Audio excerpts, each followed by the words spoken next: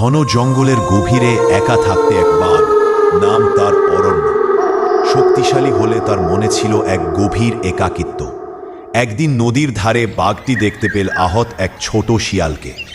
ভয়ে কাঁপছিল শিয়ালটি, কিন্তু ক্ষুধার্ত বাঘ তাকে আক্রমণ করল না, বরং ধীরে কাছে গিয়ে বলল, ভয় পেও না, তোমাকে কেউ ছুতে দেবে না।